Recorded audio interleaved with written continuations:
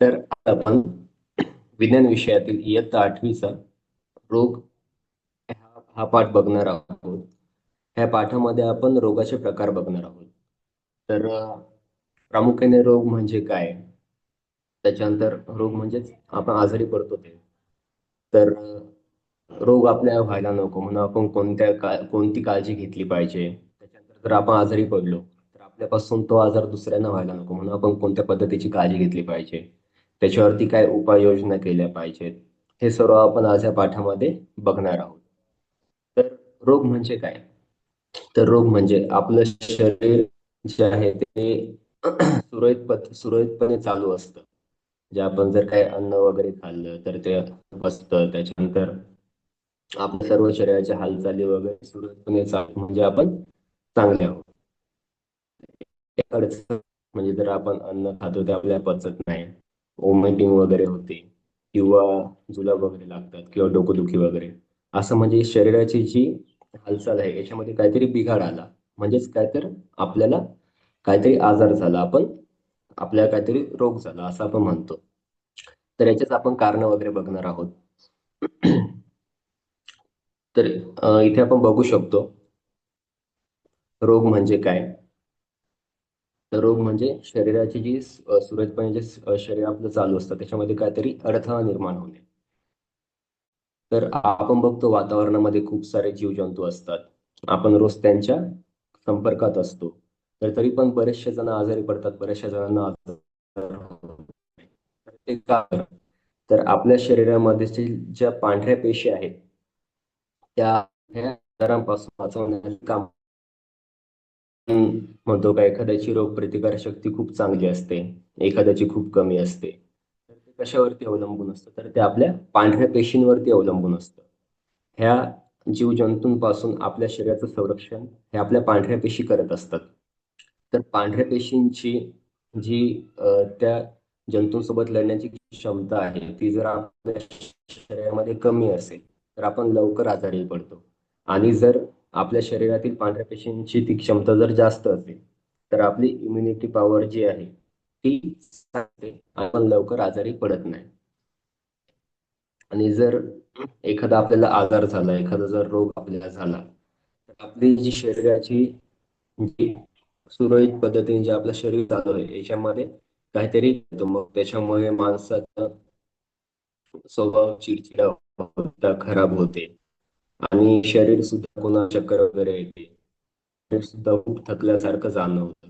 अशा पद्धतीने आपल्याला वेगवेगळे लक्षणं आजारी पडल्यानंतर दिसतात. आ- आ- रोग आपल्या शरीरात पद्धतीने प्रवेश होतो ते आपण बघूयात.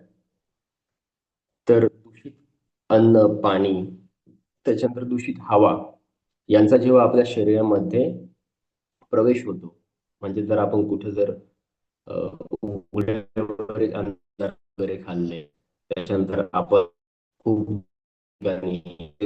कंपन्या वगैरे आहेत पोल्युटेड ठिकाणी जर राहत किंवा जर आपण पाणी जे पितो ते पाणी आपण न उकळवता पिलं, स्वच्छ न करता जर पिलं तर ह्या सर्व गोष्टींमधून ते रोगजंतू आपल्या शरीरामध्ये जातात आणि आपण आजारी पडत असतो.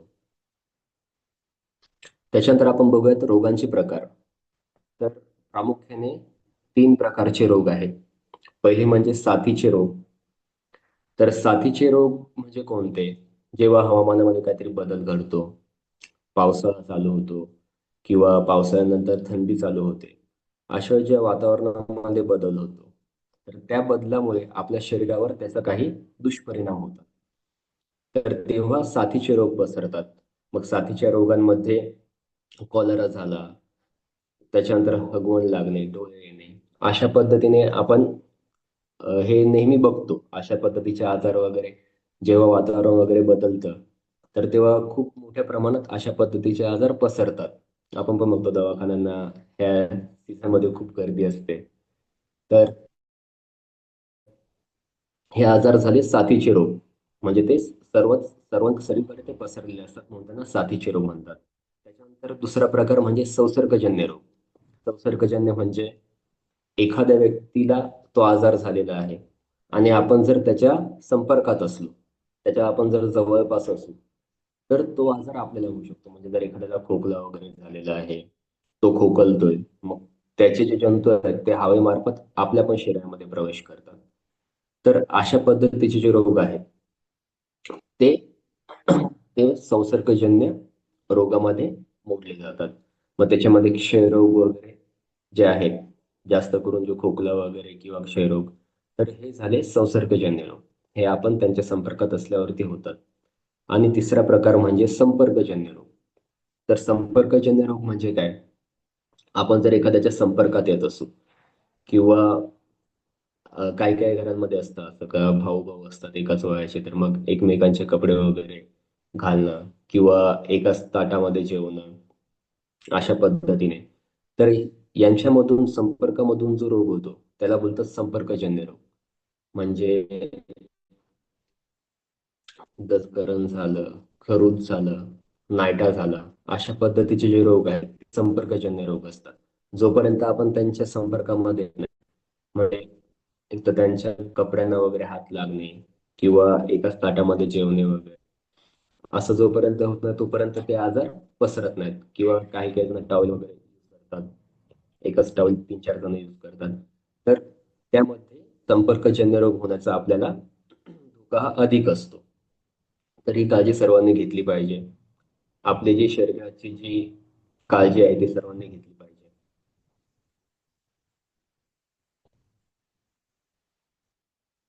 त्यानंतर कांचण्या, हा आजार सर्वांनी ऐकला असेल, बहुतेक लोकांना होऊन पण गेला असेल, बघितला असेल कोणी. तर कांचण्या हा जो आजार आहे हा कशामुळे होतो? तर हा आजार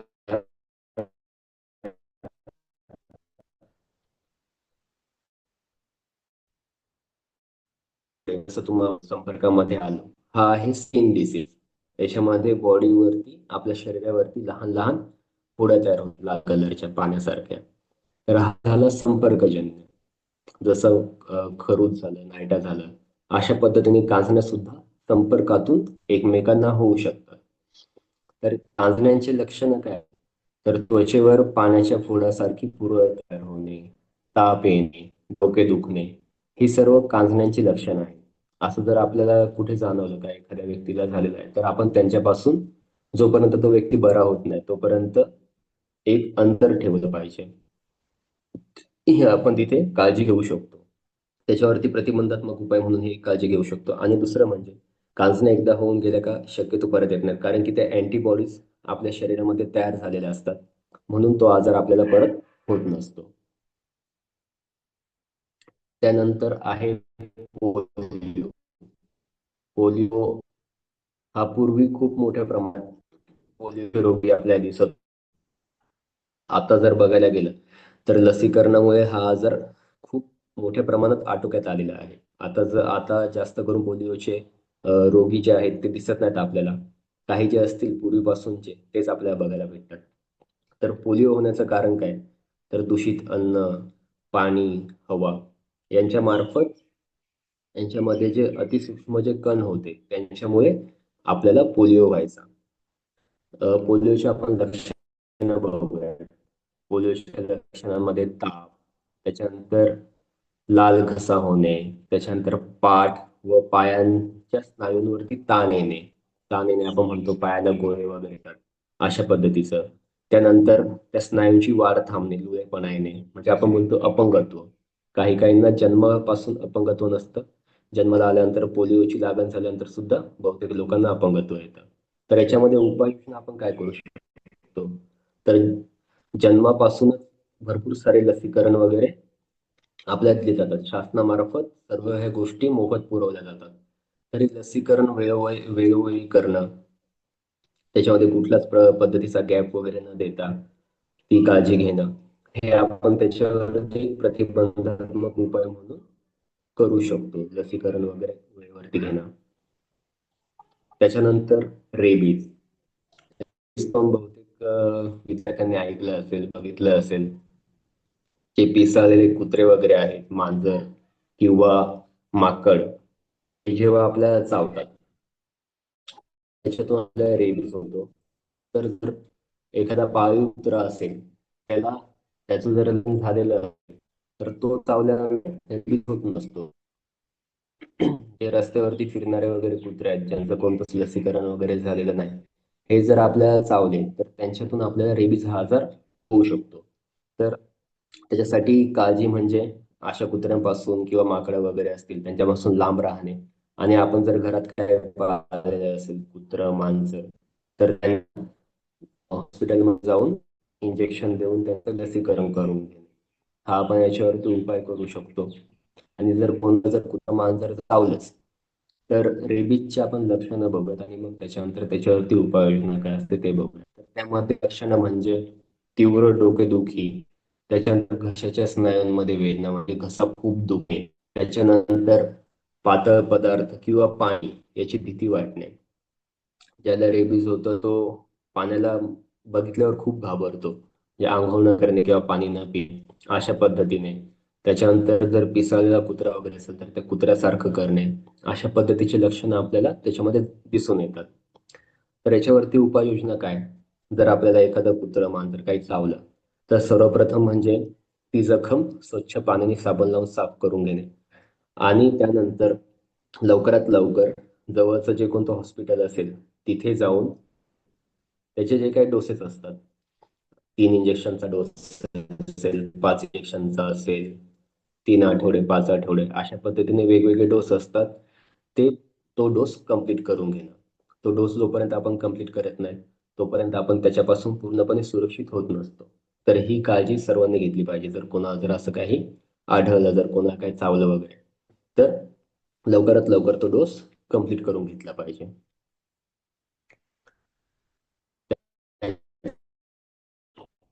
माहिती मध्ये घरामध्ये ज्या ज्या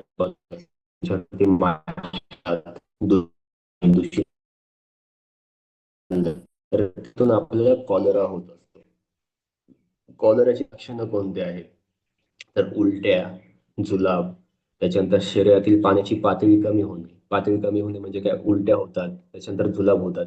यामधून आपल्या शरीरातील पाणी निघून जातं आणि शरीरातील पाण्याची पातळी कमी होत जाते. एकदा जर शरीरातील पाण्याची पातळी कमी झाली, तर आपल्याला खूप डोकेदुखी, त्याच्यानंतर अशक्तपणा हे जाणवतं. म्हणून शरीरातील पाण्याची पातळी जरी उलटी वगैरे होत असेल किंवा जुलाब होत असतील, तर कमी होऊ नाही दिली पाहिजे, असं काय असल्यावर. तर त्याच्यावरती आपण उपाययोजना काय करू शकतो? सर्वप्रथम तर कोणता पण आजार झाल्यानंतर एका चांगल्या डॉक्टरचा येणे, त्यांचा जो काही डोस असेल तो कंप्लीट करणे. त्याच्यानंतर हे आजार आपल्याला व्हायला नको म्हणून आपण काय काळजी घेतली पाहिजे? तर सार्वजनिक ठिकाणी जे काही आपण रस्त्यावरचे खाद्यपदार्थ बघतो उघड्यावरील, ते न खाणे. त्याच्यानंतर कुठलं पण पाणी न पिणे. घरी जरी आपण कुठून पाणी आणत असू तर ते गाळून, उकळवून, स्वच्छ करून पिणे. अशा पद्धतीचे आपण त्याच्यावरती काळजी घेऊ शकतो, जेणेकरून आपल्याला हे आजार होत नाही. त्याच्यानंतर ह्या आजारांमुळेच आपल्या शरीरातील पाण्याची पातळी खूप कमी होते, जसं मी तुम्हाला सांगितलं. तर पाण्याची पातळी शरीरामध्ये महत्वाची असते. कॉलरा, हगवण ह्या किंवा उलट्या, जुलाब, त्यामुळे आपल्या शरीरात पाण्याची पातळी, तर याच्यावरती आपण उपाययोजना म्हणून काय करू शकतो? तर एकतर आपण ऍडमिट होऊन डॉक्टर्स आपल्याला लावतात, किंवा जर आपल्याला व्हायची वेळ नसेल आली, तर मग त्याच्यासाठी आपण घरगुती उपाय करू शकतो. आपण एक जलसंजीवनी तयार करू शकतो. तर जलसंजीवनी म्हणजे काय? असं पाणी घेऊन त्या पाण्यामध्ये 1 ग्लास पाणी घेऊन त्या पाण्यामध्ये 1 चमचा साखर आणि थोडंसं मीठ टाकून ते नीट एकजीव करून ते पाणी आपण दर अर्ध्या तासाला किंवा 25 मिनिट, 20 मिनिटाला असं एक एक दोन दोन घोट करून पिऊ शकतो. जेणेकरून आपल्या शरीरातील जी पाण्याची जी पातळी आहे ती कमी नाही झाली पाहिजे आणि आपला अशक्तपणा अजून जास्त वाढत नाही गेला पाहिजे. म्हणून आपण ही काळजी घरी घेऊ शकतो. किंवा आपण मध्ये किंवा हॉस्पिटल्समध्ये ORSच्या पॅकेट भेटतात, जे जे आपण घरी आणून पाण्यामध्ये मिक्स करून घेऊ शकतो. हे आपण 2 गोष्टी करू शकतो. पाण्याची पातळी कमी होते आपल्या शरीरामध्ये. तर त्याच्यामुळे आतड्यांची जी जे जंतू वगैरे आतड्यात येतात त्याची क्षमता खूप कमी होते. काम असतं ते सर्व बिघडतं. तर अशामध्ये जे आपण साखर आणि मीठ टाकून जे पाणी तयार करतो, यामुळे त्या आतड्यांना खूप आराम भेटतो आणि पाण्याची पातळी सुद्धा आपल्या शरीरातील वाढते. तर म्हणून ही काळजी आपण घेतली पाहिजे अशा आजारपणामध्ये. त्यानंतर आपण बघूयात प्रत्येक आजारावरती कोणता पण आजार आपल्याला होऊ नये म्हणून आपण त्याच्यावरती प्रतिबंधात्मक उपाय काय करू शकतो किंवा आजार झाला तर आपण काय करू शकतो ते आपण थोडं बघूयात. तर रोग झाल्यानंतर त्यावरती उपाय करायला आपण आधीच आपल्याला कोणता पण आजार व्हायला नको याची काळजी घेतली पाहिजे. तर त्याच्यामध्ये आपण जर पाणी वगैरे असेल कुठलं ते उकळून पिणे, स्वच्छ करून पिणे, बाहेरील पदार्थ खाणे टाळणे. कोणालाही आजार झाला असेल जो संपर्कजन्य आहे किंवा संसर्गजन्य आहे त्यांच्यापासून थोडंसं अंतर पाळणे. जर कोणाला संपर्कजन्य आजार असेल नायटा वगैरे अशा पद्धतीने तर त्यांना शरीराची काळजी घ्यायला लावणे. त्यांना त्यांचे कपडे वगैरे जे असतील किंवा ताट वगैरे जेवणाचे जे असेल ते सर्व स्वच्छ करणे आणि त्यांना त्याच गोष्टी वापरणे ही आपण काळजी घेऊ शकतो. त्याच्यानंतर वैयक्तिक स्वच्छता आपण करू शकतो. त्याच्यामध्ये नख वगैरे कापणे, जेणेकरून आपल्या नखांमधली घाण आपल्या शरीरामध्ये जाणार नाही. तर या पद्धतीने आपण वैयक्तिक स्वच्छतेकडे पण जाऊ शकतो आणि उपाययोजना करू शकतो त्याच्यामध्ये. तर दुसरं म्हणजे अनेक असे आजार आहेत का ज्यांच्यावरती आता लसीकरण आपण करू शकतो. आजारांसाठी लस बाजारामध्ये उपलब्ध आहे किंवा सरकार सरकारी दवाखान्यामध्ये सुद्धा आपल्याला फ्रीमध्ये सर्वच्या सर्व लसीकरणाचे डोस दिले जातात. तर ह्या सर्व आजारांचं लसीकरण करून घेणे वेळोवेळी, धनुर्वात वगैरे असेल अशा पद्धतीचे जे आहे तर याच्यामध्ये दर 3 महिन्याला किंवा दर 6 महिन्याला ते इंजेक्शन म्हणजे ते लसीकरण करून घेणं हे आपण काळजी घेऊ शकतो त्याच्यामध्ये. त्याच्यानंतर शासनाचे आपण कार्यक्रम बघू शकतो. वेगवेगळ्या प्रकारच्या ज्या लस आहेत त्या शासनामार्फत दिल्या जातात. त्या लस आपण घेऊ शकतो. त्यानंतर सर्वसामान्य प्रतिबंधात्मक उपाय आपण जे घरगुती जे आपण उपाय आहेत ते थोडंसं बघूयात. त्याच्यामध्ये पाणी उकळून पिणे किंवा गाळून पिणे. त्याच्यानंतर समतोल आहार घेणे. म्हणजे फळभाज्या असतील, कडधान्य असतील, त्याच्यानंतर काही फळांचा आपण आपल्या अन्नात समावेश करू शकतो. त्याच्यानंतर कडधान्य, पालेभाज्या या सर्वांचा आपण समावेश करू शकतो आपल्या अन्नामध्ये जेणेकरून आपली रोगप्रतिकारक शक्ती वाढू शकते. त्याच्यानंतर आरोग्यदायी सवयी म्हणजे आपण जर बाहेरून कुठून आलो तर पहिले स्वच्छ हातपाय धुवून नंतरच जेवणाला बसणे किंवा जर तुमच्या घरामध्ये हांडा वगैरे असेल तुम्ही डायरेक्ट ग्लास टाकून पाणी पित असाल तर तसं न पिणे. त्याला एखादा कॉक वगैरे लावणे किंवा एखादी पळी ठेवणे जेणेकरून आपले ते घाण हात त्या पाण्यामध्ये जाणार नाही. अशा पद्धतीने आपण काळजी घेऊ शकतो. वैयक्तिक स्वच्छता करू शकतो. आपण आपल्या शरीराची काळजी घेऊ शकतो. त्याच्यानंतर जर आपल्याला एखाद्या आजाराचे लक्षण होते, आपल्याला वाटते आपलं डोकं दुखतंय, पोट दुखतंय, तर आपण लगेच डॉक्टरांचा सल्ला घेतला पाहिजे. कसं मला असा त्रास होतोय किंवा आपण आपल्या घरच्या मोठ्यांना सांगू शकतो तर मला अशा पद्धतीचा त्रास होतोय. तर ही काळजी आपण घेतली पाहिजे. त्याच्यानंतर जर आपल्याला काही एखादा त्रास होतोय आणि आपल्याला वाटतं आपण घरगुती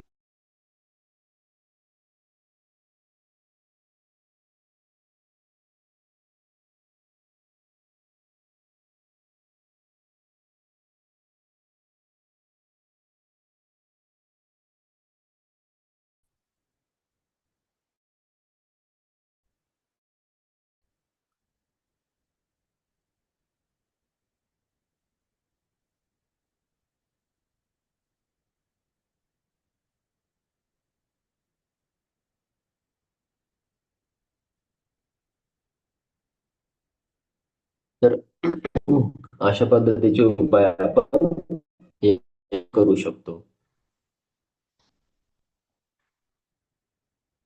त्याच्यानंतर ही अजून काही आजारांची माहिती आहे.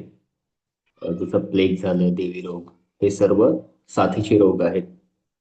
त्याच्यानंतर काही वेळा डेंग्यू, मलेरिया हे पावसाळ्यामध्ये असे खूप सारे आजार पसरतात. त्याच्यानंतर स्वाईन फ्लू वगैरे आपण बघितलं असेल. अ, असे जे काही आजार आहेत त्याच्यामध्ये काही साथीचे रोग झाले काही, तर ह्या सर्व आजारांपासून आपण थोडीशी काळजी घेतली पाहिजे. त्यानंतर आपण आज काय काय बघितले तर त्याची थोडीशी आपण माहिती घेऊया. संसर्गजन्य व असंसर्गजन्य रोगांच्या प्रती उदाहरणं लिहून आणायचे सर्वांनी. त्यानंतर मलेरिया रोगाची कारणे व प्रतिबंधात्मक उपाय लिहा. हे आता लिहायचंय तुम्ही. आणि घरून जो गृहपाठ करायचा तो मी आता तुम्हाला सांगतो. त्याच्यामध्ये स्वच्छता आणि आरोग्य यावर 5 ते 6 वाक्य लिहून आणायचे सर्वांनी. आणि लसीकरण म्हणजे काय आणि त्याचे 2 फायदे लिहून आणायचे सर्वांनी. आणि रोग टाळण्यासाठी कोणत्या सवयी आवश्यक आहेत याची एक सूची तयार करून आणायची.